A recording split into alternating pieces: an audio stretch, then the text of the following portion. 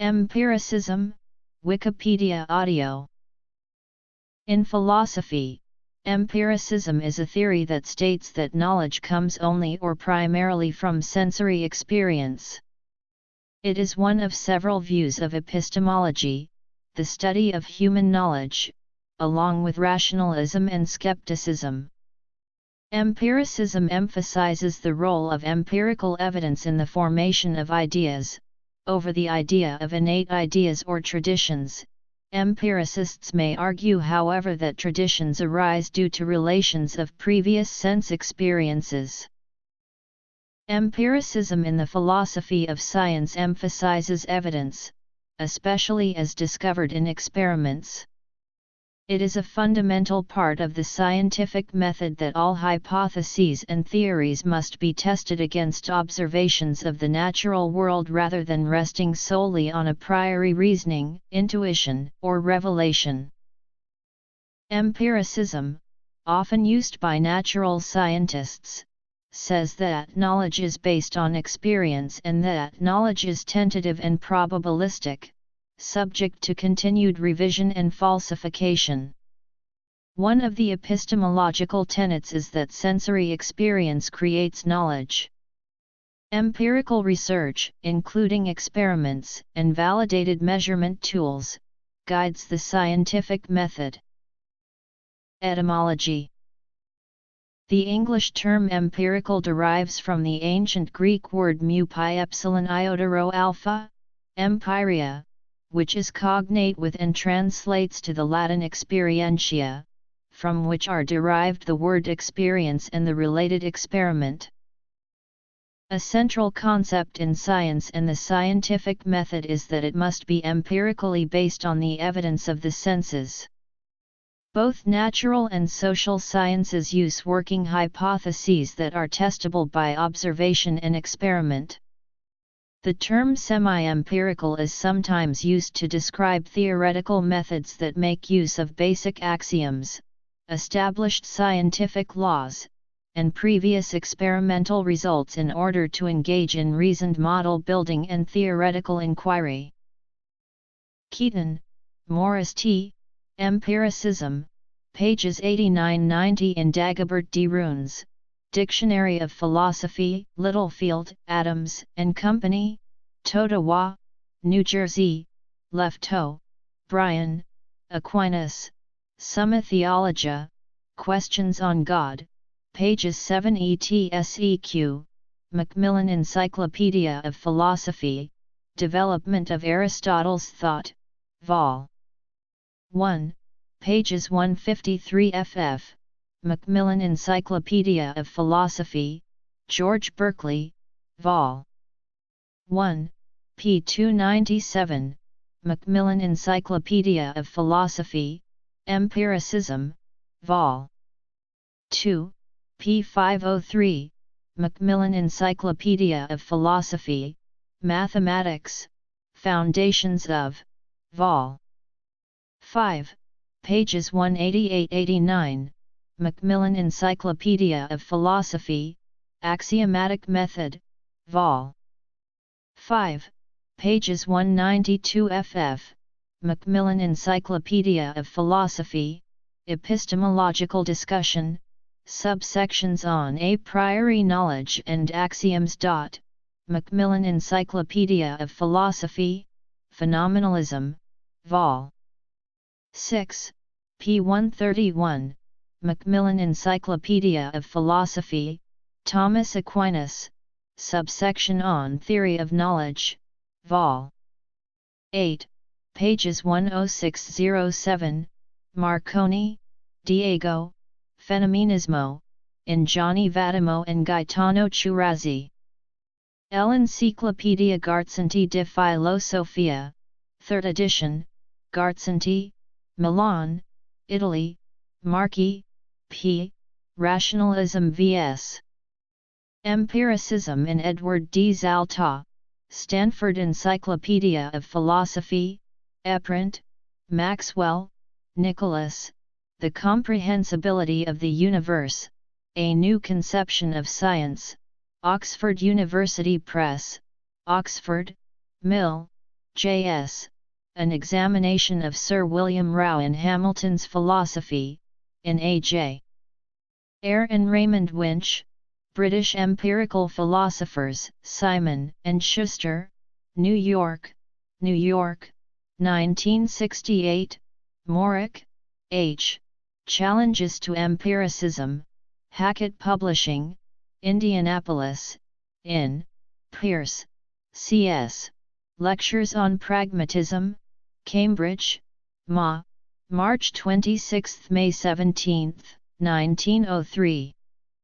Reprinted in part, Collected Papers, CP 5.14-12. Published in full with editor's introduction and commentary, Patricia Ann Tura C., Pragmatism as a Principle and Method of Right Thinking, the 1903 Harvard Lectures on Pragmatism, State University of New York Press, Albany, New York, 1997.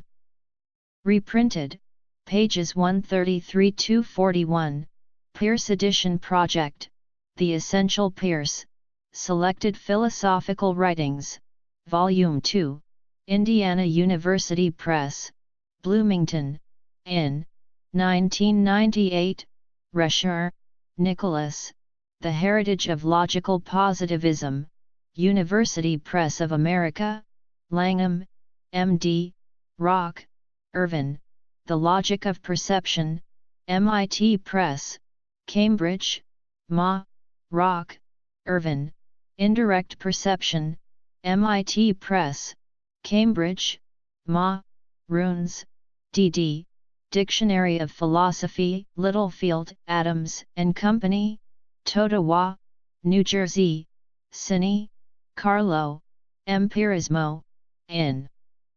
Johnny Vattimo et al., Enciclopedia Gartzanti della Filosofia, Solomon, Robert C. and Higgins, Kathleen M., A Short History of Philosophy, pages 68-74, Sorabji, Richard, Aristotle on Memory, Thornton, Stephen, Berkeley's Theory of Reality, Eprint, Vanzo, Alberto, From Empirics to Empiricists, Intellectual History Review, 2014, Eprint available here and here, Ward, Teddy, Empiricism, Eprint, Wilson, Fred, John Stuart Mill, in Edward N. Zalta, Stanford Encyclopedia of Philosophy, Eprint. Philosophical empiricists hold no knowledge to be properly inferred or deduced unless it is derived from one's sense-based experience. This view is commonly contrasted with rationalism, which states that knowledge may be derived from reason independently of the senses. For example, John Locke held that some knowledge could be arrived at through intuition and reasoning alone. Similarly, Robert Boyle, a prominent advocate of the experimental method, held that we have innate ideas. The main continental rationalists were also advocates of the empirical scientific method. Vaisheshika Darsana, founded by the ancient Indian philosopher Kanada, accepted perception and inference as the only two reliable sources of knowledge. This is enumerated in his work Vaikistrae. The earliest Western proto-empiricists were the empiric school of ancient Greek medical practitioners, who rejected the three doctrines of the dogmatic school, preferring to rely on the observation of phenomena. The notion of tabula rasa connotes a view of mind as an originally blank or empty recorder on which experience leaves marks. This denies that humans have innate ideas. The image dates back to Aristotle. What the mind thinks must be in it in the same sense as letters are on a tablet which bears no actual writing. This is just what happens in the case of the mind. Aristotle's explanation of how this was possible was not strictly empiricist in a modern sense, but rather based on his theory of potentiality and actuality, and experience of sense perceptions still requires the help of the active nous. These notions contrasted with Platonic notions of the human mind as an entity that pre-existed somewhere in the heavens, before being sent down to join a body on earth. Aristotle was considered to give a more important position to sense perception than Plato, and commentators in the Middle Ages summarized one of his positions as nihil in intellectu nisi prius fuerit in sensu. This idea was later developed in ancient philosophy by the Stoic school. Stoic epistemology generally emphasized that the mind starts blank, but acquires knowledge as the outside world is impressed upon it. The doxographer Aetius summarizes this view as when a man is born, the Stoics say, he has the commanding part of his soul like a sheet of paper ready for writing upon. History. During the Middle Ages, Aristotle's theory of tabula rasa was developed by Islamic philosophers starting with Al-Farabi, developing into an elaborate theory by Avicenna and demonstrated as a thought experiment by Ibn Tufayl. For Avicenna, for example, the tabula rasa is a pure potentiality that is actualized through education, and knowledge is attained through empirical familiarity with objects in this world from which one abstracts universal concepts developed through a syllogistic method of reasoning in which observations lead to propositional statements which when compounded lead to further abstract concepts. The intellect itself develops from a material intellect, which is a potentiality that can acquire knowledge to the active intellect, the state of the human intellect in conjunction with the perfect source of knowledge. So the immaterial active intellect, separate from any individual person, is still essential for understanding to occur. In the 12th century CE, the Andalusian Muslim philosopher and novelist Abu Bakr ibn Tufayl included the theory of tabula rasa as a thought experiment in his Arabic philosophical novel, Hayy ibn Yaqdan, in which he depicted the development of the mind of a feral child from a tabula rasa to that of an adult, in complete isolation from society on a desert island, through experience alone. The Latin translation of his philosophical novel, entitled Philosophus Autodidactus, published by Edward Pocock the Younger in 1671, had an influence on John Locke's formulation of tabula rasa in an essay concerning human understanding.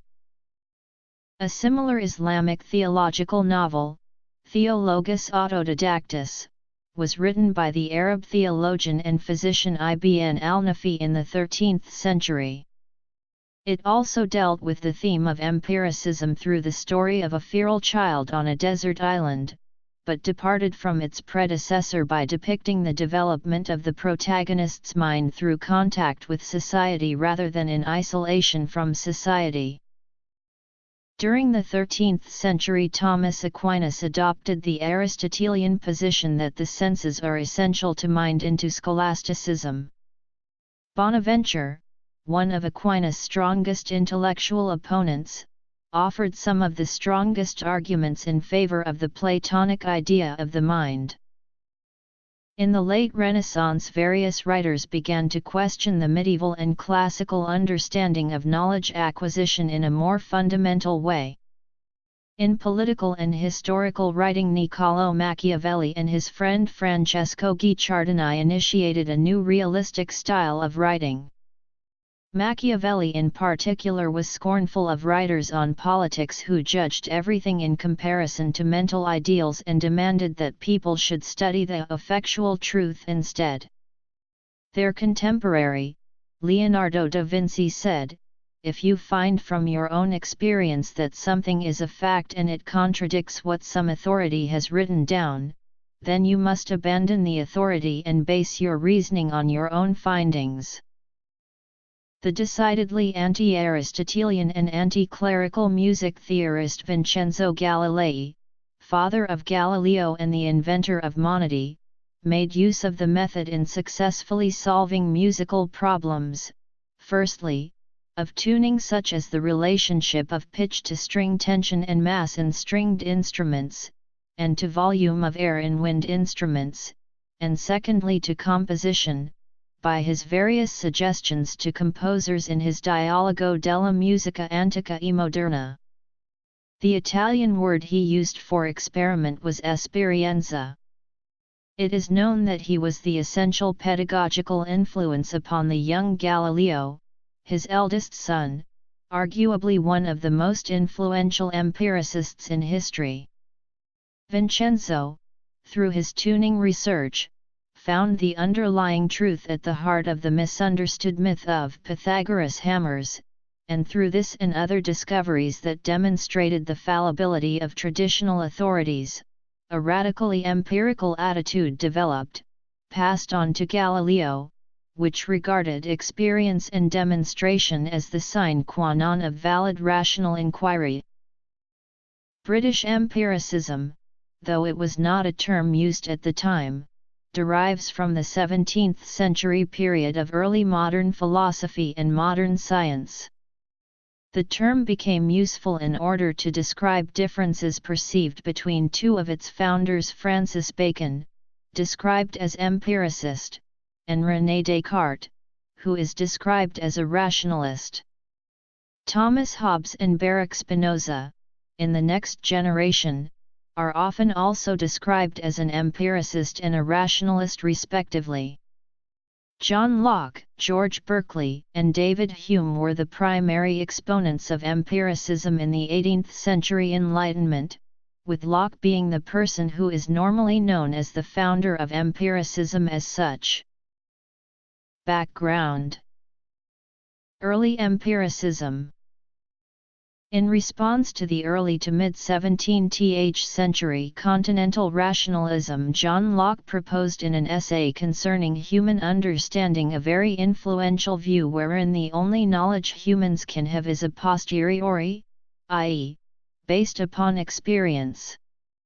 Locke is famously attributed with holding the proposition that the human mind is a tabula rasa, a blank tablet, in Locke's words white paper, on which the experiences derived from sense impressions as a person's life proceeds are written. There are two sources of our ideas, sensation and reflection. In both cases, a distinction is made between simple and complex ideas. The former are unanalyzable, and are broken down into primary and secondary qualities. Primary qualities are essential for the object in question to be what it is. Without specific primary qualities, an object would not be what it is. For example, an apple is an apple because of the arrangement of its atomic structure. If an apple was structured differently, it would cease to be an apple. Secondary qualities are the sensory information we can perceive from its primary qualities. For example, an apple can be perceived in various colors, sizes, and textures, but it is still identified as an apple. Therefore, its primary qualities dictate what the object essentially is, while its secondary qualities define its attributes. Complex ideas combine simple ones, and divide into substances, modes, and relations. According to Locke, our knowledge of things is a perception of ideas that are in accordance or discordance with each other, which is very different from the quest for certainty of Descartes. Renaissance Italy. British empiricism. Phenomenalism. Logical empiricism. Pragmatism. A generation later, the Irish Anglican bishop, George Berkeley, determined that Locke's view immediately opened a door that would lead to eventual atheism. In response to Locke, he put forth in his treatise concerning the principles of human knowledge an important challenge to empiricism, in which things only exist either as a result of their being perceived, or by virtue of the fact that they are an entity doing the perceiving. In his text Alciphron, Berkeley maintained that any order humans may see in nature is the language or handwriting of God. Berkeley's approach to empiricism would later come to be called subjective idealism. The Scottish philosopher David Hume responded to Berkeley's criticisms of Locke, as well as other differences between early modern philosophers, and moved empiricism to a new level of skepticism. Hume argued in keeping with the empiricist view that all knowledge derives from sense experience, but he accepted that this has implications not normally acceptable to philosophers. He wrote, for example, Locke divides all arguments into demonstrative and probable. On this view, we must say that it is only probable that all men must die or that the sun will rise tomorrow, because neither of these can be demonstrated. But to conform our language more to common use, we ought to divide arguments into demonstrations, proofs, and probabilities by proofs meaning arguments from experience that leave no room for doubt or opposition. And I believe the most general and most popular explication of this matter is to say that finding from experience that there are several new productions in matter, such as the motions and variations of body, and concluding that there must somewhere be a power capable of producing them, we arrive at last by this reasoning at the idea of power and efficacy. But to be convinced that this explication is more popular than philosophical, we need but reflect on two very obvious principles. First, that reason alone can never give rise to any original idea, and secondly, that reason, as distinguished from experience, can never make us conclude that a cause or productive quality is absolutely requisite to every beginning of existence. Both these considerations have been sufficiently explained, and therefore shall not at present be any farther insisted on. Hume divided all of human knowledge into two categories: relations of ideas and matters of fact. Mathematical and logical propositions are examples of the first, while propositions involving some contingent observation of the world are examples of the second.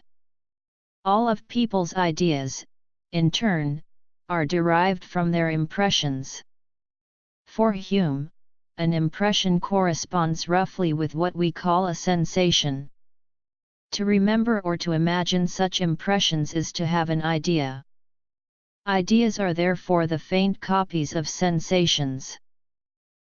Hume maintained that all knowledge, even the most basic beliefs about the natural world, cannot be conclusively established by reason.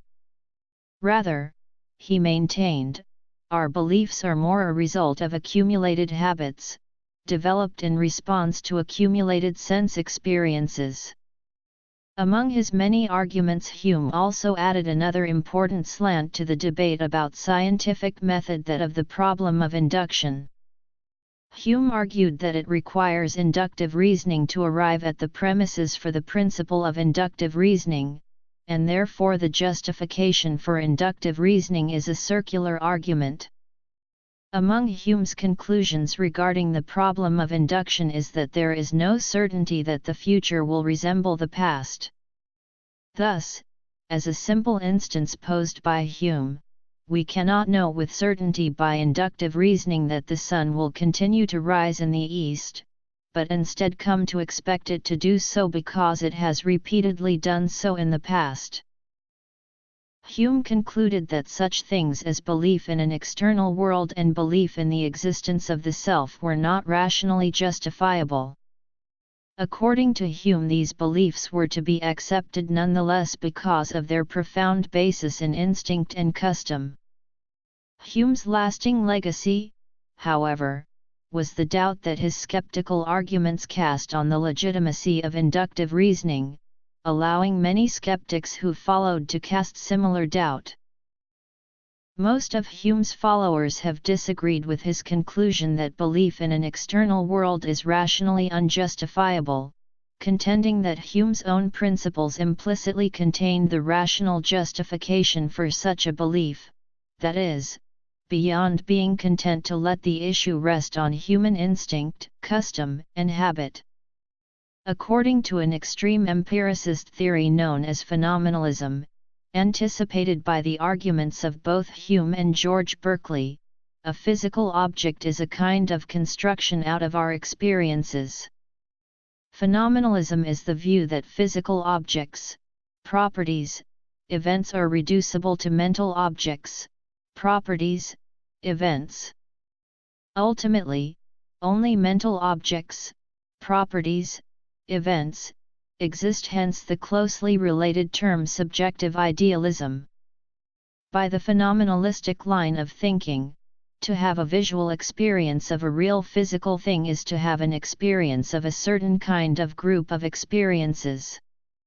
This type of set of experiences possesses a constancy and coherence that is lacking in the set of experiences of which hallucinations, for example, are a part. As John Stuart Mill put it in the mid-19th century, matter is the permanent possibility of sensation.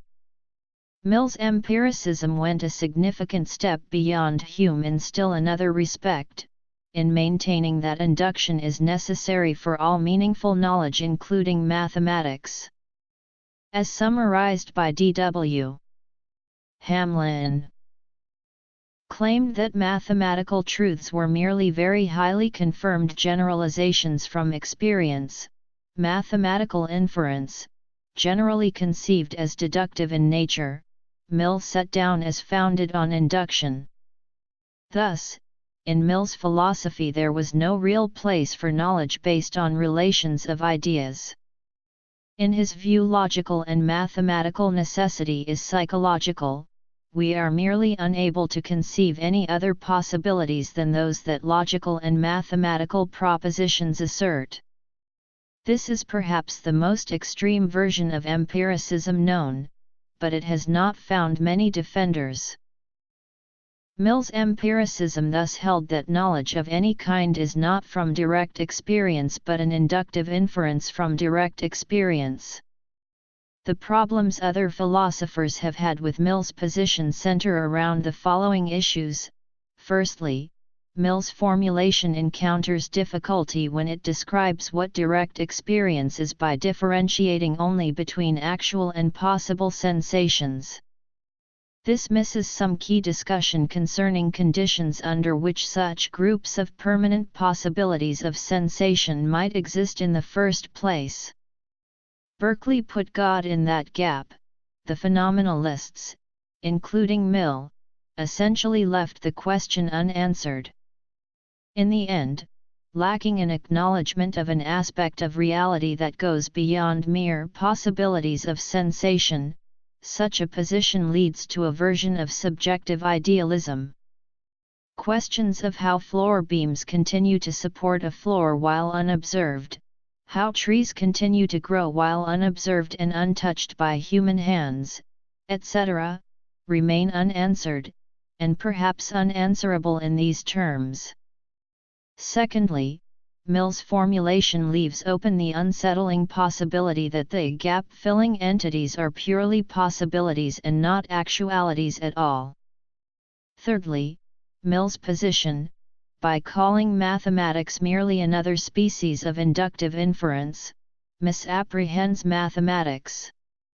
It fails to fully consider the structure and method of mathematical science, the products of which are arrived at through an internally consistent deductive set of procedures which do not, either today or at the time Mill wrote, fall under the agreed meaning of induction. The phenomenalist phase of post-Humean empiricism ended by the 1940s, for by that time it had become obvious that statements about physical things could not be translated into statements about actual and possible sense data. If a physical object statement is to be translatable into a sense data statement, the former must be at least deducible from the latter. But it came to be realized that there is no finite set of statements about actual and possible sense data from which we can deduce even a single physical object statement. Remember that the translating or paraphrasing statement must be couched in terms of normal observers in normal conditions of observation. There is, however, no finite set of statements that are couched in purely sensory terms and can express the satisfaction of the condition of the presence of a normal observer. According to phenomenalism, to say that a normal observer is present is to make the hypothetical statement that were a doctor to inspect the observer would appear to the doctor to be normal. But, of course, the doctor himself must be a normal observer. If we are to specify this doctor's normality in sensory terms, we must make reference to a second doctor who, when inspecting the sense organs of the first doctor, would himself have to have the sense data a normal observer has when inspecting the sense organs of a subject who is a normal observer. And if we are to specify in sensory terms that the second doctor is a normal observer, we must refer to a third doctor, and so on. Endnotes. Logical empiricism was an early 20th century attempt to synthesize the essential ideas of British empiricism with certain insights from mathematical logic that had been developed by Gottlob Frege and Ludwig Wittgenstein. Some of the key figures in this movement were Otto Neurath, Moritz Schlick, and the rest of the Vienna Circle, along with A.J. Ayer, Rudolf Carnap, and Hans Reichenbach. The neopositivists subscribed to a notion of philosophy as the conceptual clarification of the methods, insights, and discoveries of the sciences. They saw in the logical symbolism elaborated by Frege and Bertrand Russell a powerful instrument that could rationally reconstruct all scientific discourse into an ideal, logically perfect, language that would be free of the ambiguities and deformations of natural language. This gave rise to what they saw as metaphysical pseudo-problems and other conceptual confusions. By combining Frege's thesis that all mathematical truths are logical with the early Wittgenstein's idea that all logical truths are mere linguistic tautologies, they arrived at a twofold classification of all propositions, the analytic and the synthetic. On this basis, they formulated a strong principle of demarcation between sentences that have sense and those that do not, the so-called verification principle. Any sentence that is not purely logical, or is unverifiable is devoid of meaning.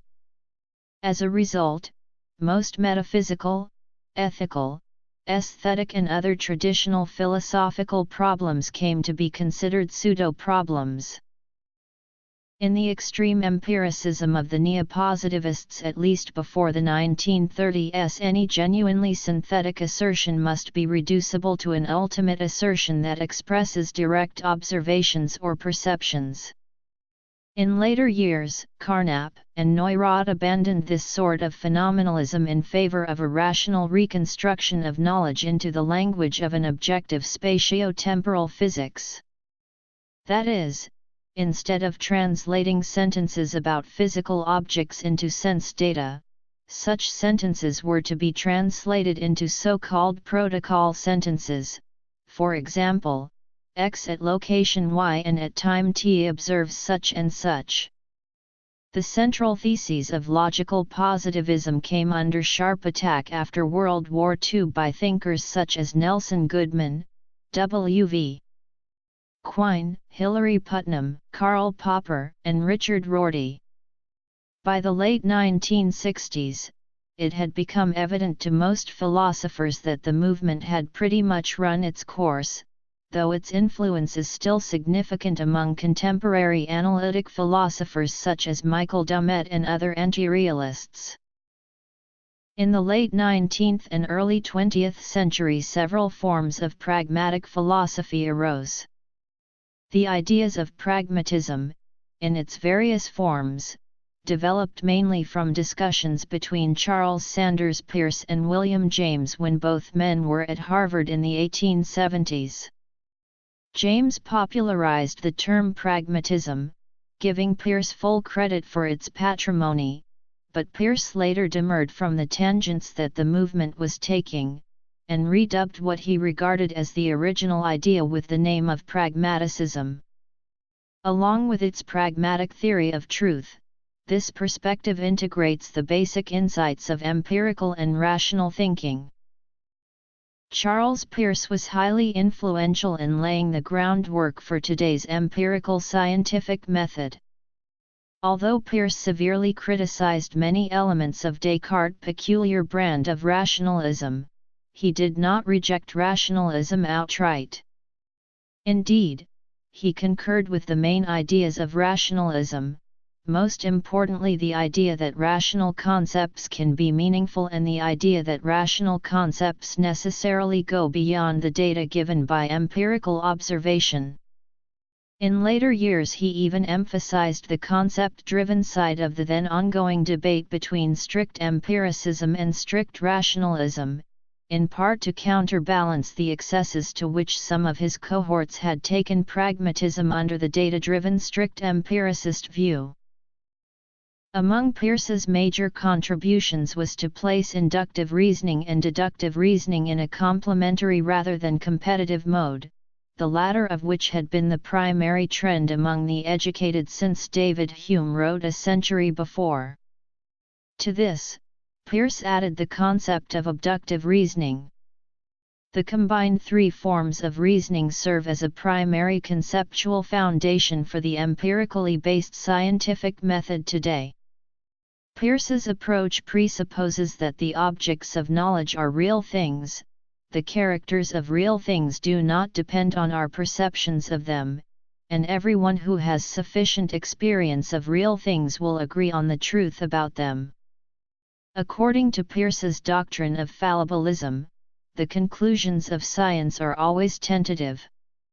The rationality of the scientific method does not depend on the certainty of its conclusions, but on its self-corrective character.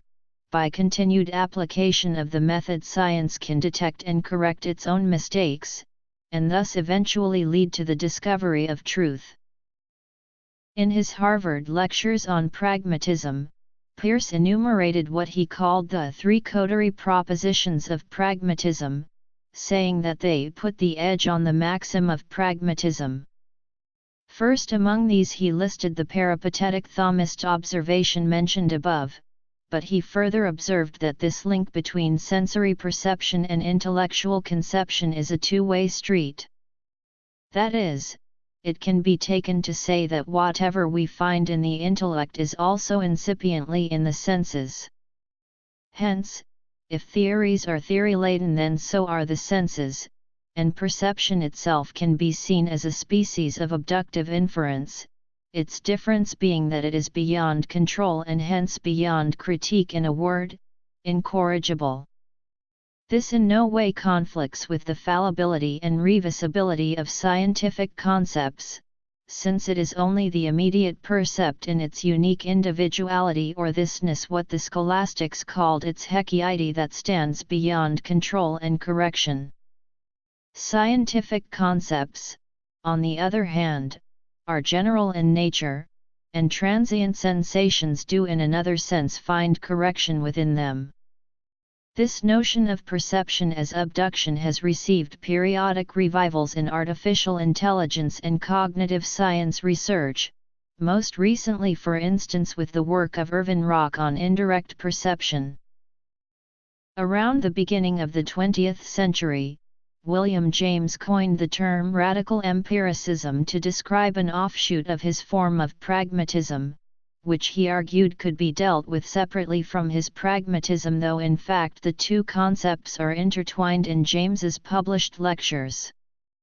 James maintained that the empirically observed, directly apprehended universe needs no extraneous trans-empirical connective support, by which he meant to rule out the perception that there can be any value added by seeking supernatural explanations for natural phenomena.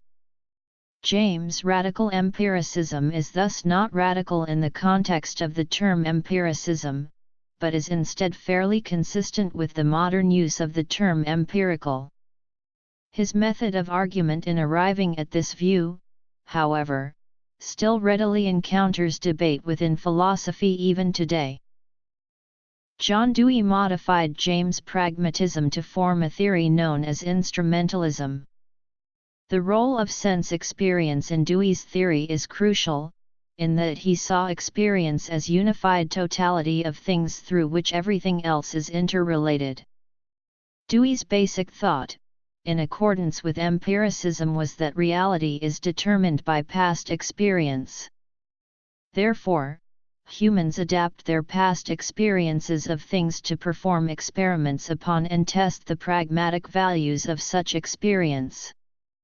The value of such experience is measured experientially and scientifically, and the results of such tests generate ideas that serve as instruments for future experimentation, in physical sciences as in ethics.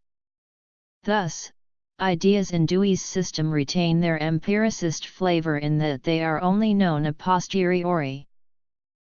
Levitt, Fred, Dancing with Absurdity. Your most cherished beliefs are probably wrong. Peter Lang Publishers.